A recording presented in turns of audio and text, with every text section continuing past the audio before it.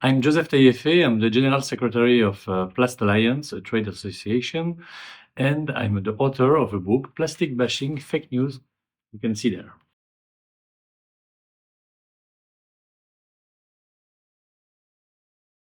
There is a lot of misconception about plastics, but what is really important actually is to go on the fact and on the science, because the fact and the science are on our side. And actually, when we hear that the plastics are causing the disease in the world, it's not true. That the plastics emit GHG, it's not true too. If we look to the facts, plastic is the best material in the most of circumstances for a lot of application today.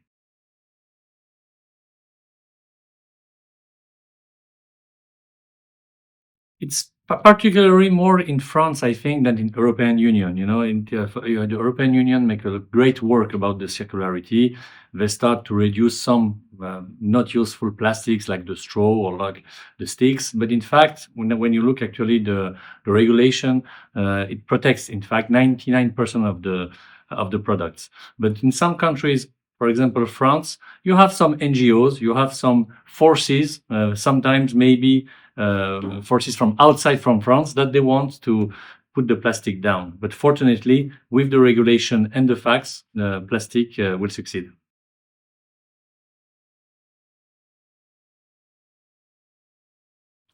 I disagree that, in fact, the Green Deal or the PPWR push to substitute plastic by other material. In fact, they need a substitution by virgin material to recycling content and plastic packaging that will have a recycling content. The PPWR puts specific objective for plastic. There is not this kind of objective for glass, aluminium, and can. But for me, it's an opportunity because we've the specificity of this objective, we will show that the plastic will be the only circular material, in fact, on the market, because the other material, in fact, we don't have any objective about that. And you know, when you don't expect something from somebody, you don't ask to him something too. So in fact, we expect a lot from plastic, so we ask a lot from plastic too.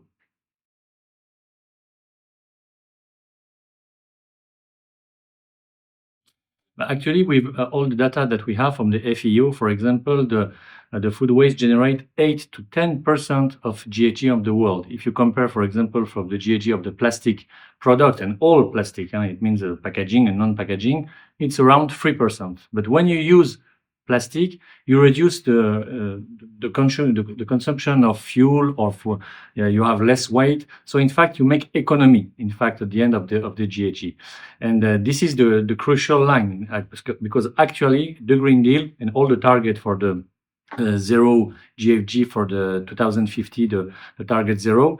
When we look and we compare all the materials, plastic, in fact, is the one. And I refer myself to the Mario Draghi's report that say in 2024 that if you compare plastics industry to the cemetery, to aluminium, to can, to paperboard, to glass, in fact, the plastic industry has the less emission of GHG.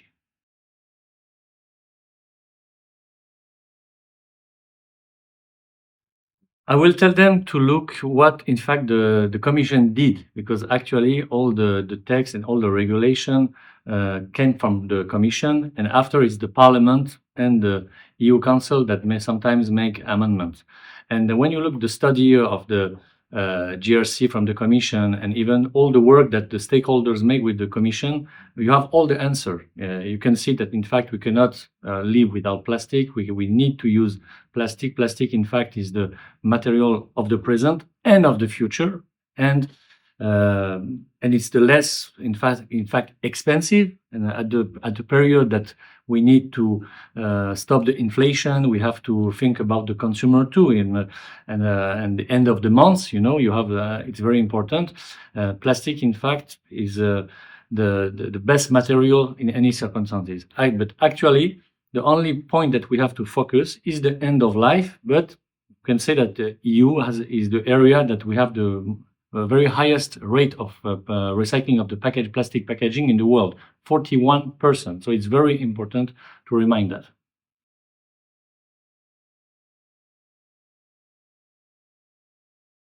First of all, the microplastics, if we want to stop the emission of microplastic, we have to stop to drive the cars, drive truck, because you have the microplastic that come from tire. We have to stop to put clothes on us. You have to stop to make road, because there is a lot of road made with plastic content. And in fact, when you look to the statistics, in fact, most of the microplastics they don't come from plastic packaging. This is a fact. But on the other side, microplastics is like a dust with all the rest of the dust that we have in the atmosphere. And when we look to the study, there is no study actually that's show you that there is a danger or direct danger from the microplastics. And I can refer to the last study of Nature from the 10 March of 2025 that they analyzed, in fact, the other study about the microplastic, and they say that the conclusion about the fact that the microplastic can be dangerous, or we have microplastics in the brain or in the body, they are not biologically plausible. There is a very big problem of how we can count them, how we can detect them, and from the source, because in fact, when you are in a laboratory, you use a lot of plastic product. Even the researcher, they have a plastic clothes, they have the mask with plastic, so even this can be maybe contaminate the sample. So actually, we are in a research. I support the research about the microplastics, but when we are looking at the plastic packaging, in fact, is not responsible about this problem.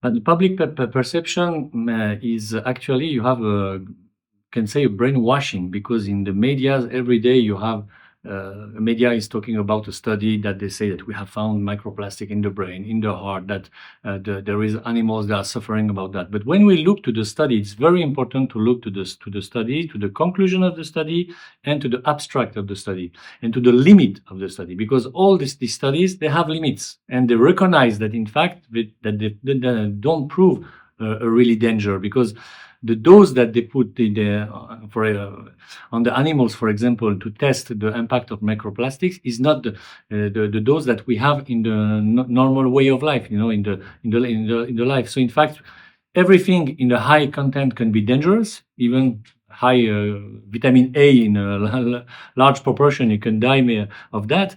The question is, are we under or up of the limit? And actually, when we look, the quantity of microplastic that we can inhalate or ingurate is really negligible. It's very low.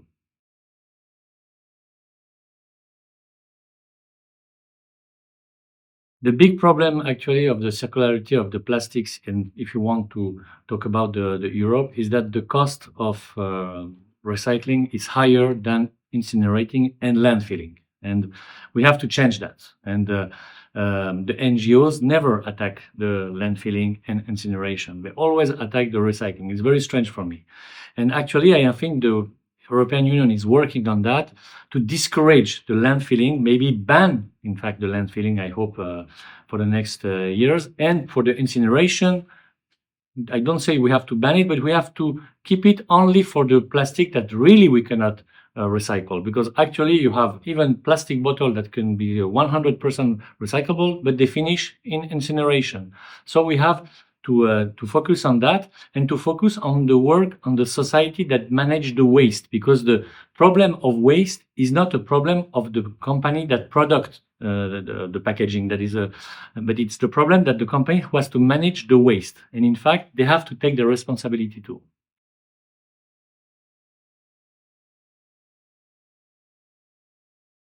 If we start to show really that the circularity is possible, that it's very possible to recycle, for example, for the packaging, more than 50% of the packaging, like you have in Germany, like you have now in Italy or Slovakia. Slovakia is near 60% of recycling rate for the plastic packaging. You can say to the NGO that what you say about that the plastic is not recyclable, that the plastic packaging is not recyclable, is not true. In fact, maybe it's true in some area or other area in the world. Yes, maybe in Asia or Africa, yes, the rates are very low. But in EU, we make the job, in fact. And when we start to show that, and can say that there is a real circularity. And when we look about all the regulation we will have a new regulation about the plastic pellets, for example. It will be really protective for the companies, because we can say that we work in the most secure condition, and we make the more secure product, because we have the rich regulation, we have all the food contact regulation. So what we need now is that the rest of the world look what EU done and make the same job.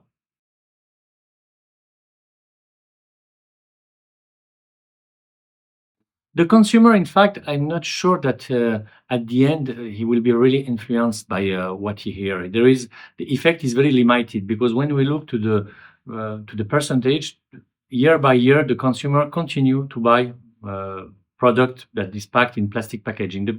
The consumer needs to buy something easy to use. He needs to buy something transparency. He can see the product, and he needs to buy something that it's lightweight for the transportation, and he need to buy something that it's the cheaper, in fact, or that the cost is not expensive. And when we take all these qualities, in fact, the plastic provide that. So in fact, the influence on the consumer, I think, is limited. But when you look on some social network like LinkedIn or something like that, you have the impression that there is a coalition against plastics. But when you look in the detail, most of the people, they have interest. There are consultancy, maybe they work for competitor, maybe they work for NGOs. They have interest, but they don't represent, in fact, what is happening now and the numbers of consumption of plastic packaging.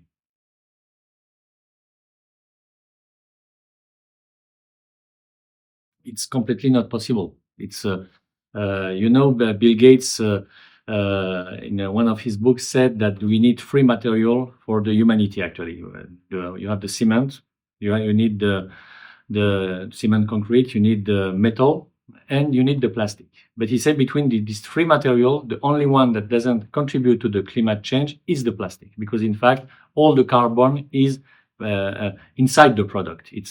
And the cement and the metal, the carbon is emitted when you produce it. And in fact, if you do start to remove or to change to alternative, you will have big issues. You will have more GHG. You will have more water consumption because the plastics is the material that consumes the less water.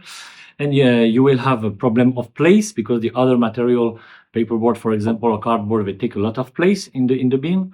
So in fact, you create more problems. So actually, the alternative that we have to think is not the alternative of material, is the alternative of how we manage the material, and we have to focus on that.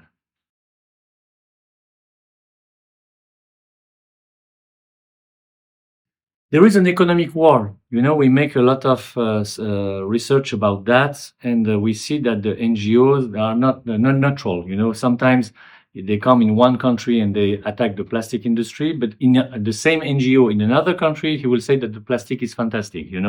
So it depends, in fact, of who is paying them. And when they talk about the industry, they say the industry has money, but the NGO, I think, they are very rich too, and maybe more rich than a lot of plastic company that I know. So in fact, we have to search who is the fund, give the money to them. When you look to the money, we found the money, you can understand what is the real target. But when you look in reality, how many members they have, how many real members they have, and in fact, it's very low. And I don't think that the consumer really has a big sensibility to the NGOs actually.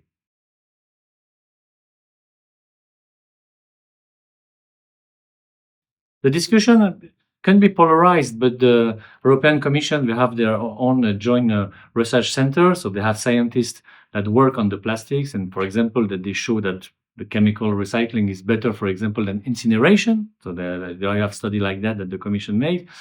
But in fact, having a debate, even maybe a strong debate, is not bad. It's good to have debate and discuss and to confront the ideas. But what is important is we have to have a real debate, because, for example, before I wrote my book, in the media, in French media, for example, we had only the people who talk about against plastic. With this book and with the debate I opened, in fact, in France and now in all the Europe, now when you have somebody on the media that is against plastic, he will have in front of him somebody maybe who is for plastic. And you have a real debate, a scientific debate. And at the end, when we look, the facts and the science is with us.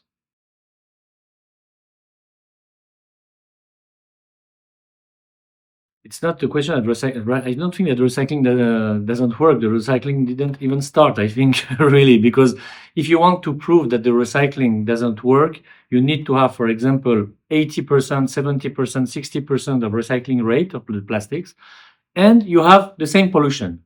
At this moment, you can say that the recycling doesn't work, but we don't have that. We know that in the world we have 9-10% of the plastic which is recycled, but in Europe we have 41%, for example, of the plastic packaging recycled, and some countries arrive to 60%. So in fact, we have to push the recycling to work really, because actually it didn't start, if you want to look on a global way, and the problem that we have actually is that a plastic waste that finish in the ground, in the air, or in the ocean, and one time or another, it will arrive maybe on European coast. The question is the European company responsible about that? No. That's why we have to work globally and to do what we can do to really push all the countries and all the people of the countries to start to understand that it's really important to sort, to collect, and to don't put their waste anywhere, and to the government to really start to push the companies to really manage their waste, in fact.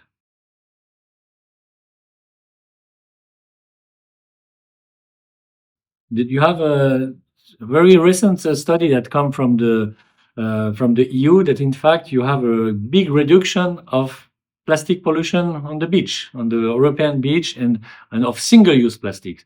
Because in fact, if you remember the directive 2019, they say that we have to ban the straw, the sticks, etc.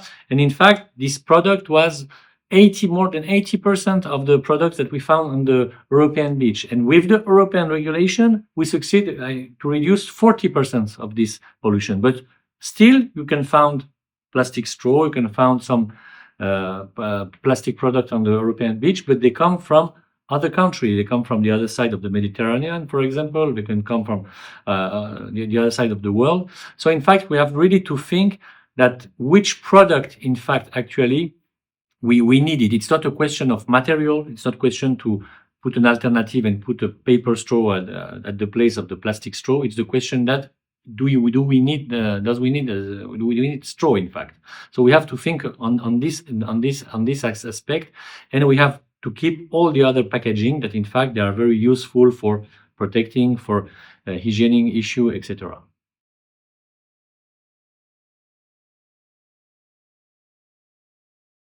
0.6% of the plastic pollution in the ocean come from Europe, and when you see that, for example, Philippines, it's 36%. So it's Philippines is not a big producer of plastics. In fact, when you look to the studies, it's not the countries that produce the more plastic product that they are the country that pollute, in fact.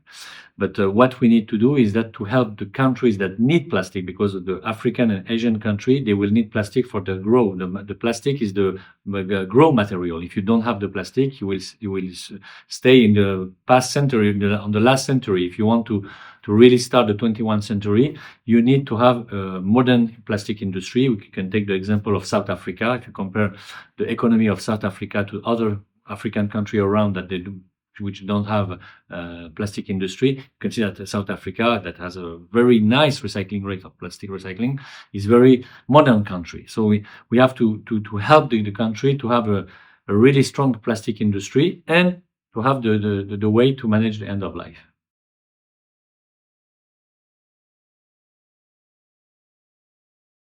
When you have some issues with non-recyclable product, yes, you have the incineration. You can make energy with incineration, I agree. But intellectually, it's wrong to say that we need to make waste for making energy.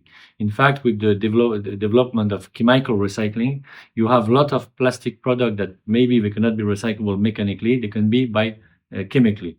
So I think that making energy with the plastic waste is the last solution. It's not a target, but you need plastic for energy, because you need plastic for the solar system, you need plastic for nuclear, you need plastic for wind turbine, you need for that. So in fact, and you need that for the electric car. When you look to an electric car, it's I think it's good presentation of the plastic industry, because you have plastic everywhere, because the battery are very heavy, so you need to put very light products somewhere else. So you have to take out all the aluminium and to put plastic at the place, because it has the best weight, and it's very light.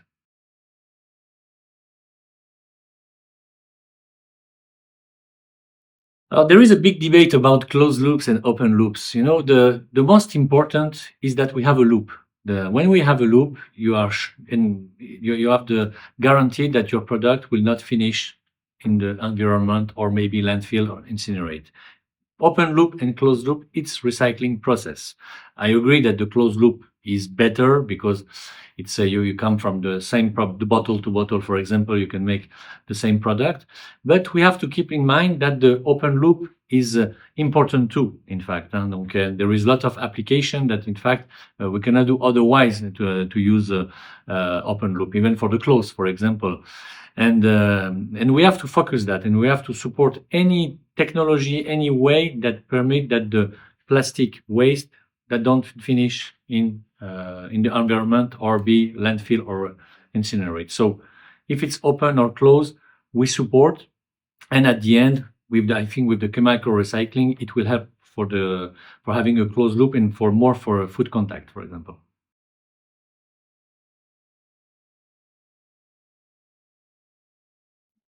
Plastic is the only material that you can find in all activities. So in the first part of the book, I make a big review of all the application, military, health, for the food, for automotive, for plane, for train, everywhere. It's the only material that it's multitask, in fact, I can say. And it's not possible actually to live without that.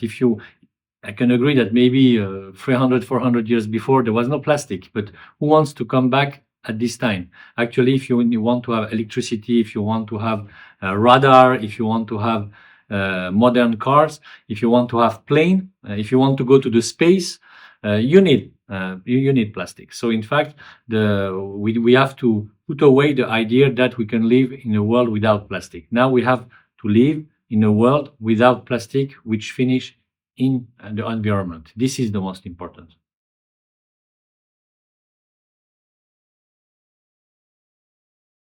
For the directive of 2019, there was a ban of some single-use plastic products. Like most of these products were in fact made in China. So new companies, for example, in Europe that make straw, or maybe one or two, but it's not a big market, and there is no big value for the kind of product that they ban.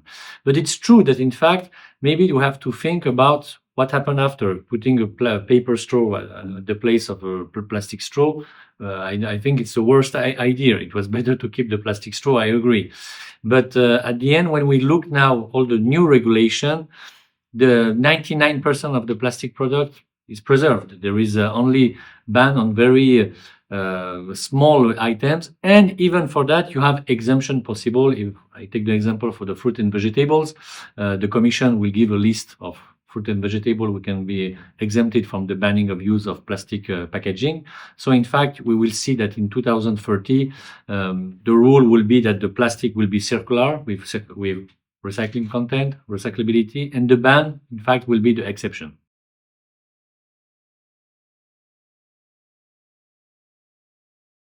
Plastic is fantastic because the people who are, in fact, behind the plastic and in this industry, they are fantastic. When you look the work of Alpla, the family of pioneer, and when you look all the industry, how they work, all the team, when you see that and you see how they are working all together and every day to make the plastic circular, you can say that, in fact, the plastic industry and the plastic is fantastic. And now we have to really loud the voice, and all the world needs to know that.